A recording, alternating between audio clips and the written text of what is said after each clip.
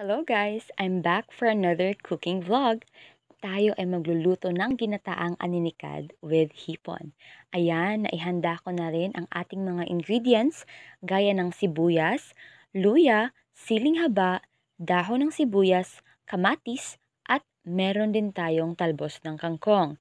Pagkatapos ay nilagay ko na lahat ng sangkap at saka pinakuluan. Isabay na natin ang ating aninikad at hipon tsaka hintayin kumulo para lumabas ang laman at maabsorb lahat ng mga sangkap.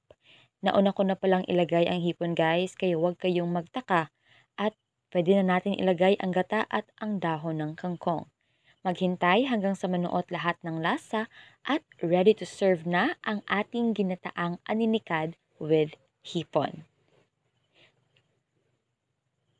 You can comment down below kung ano pa ang mga gusto nyong lutuin natin.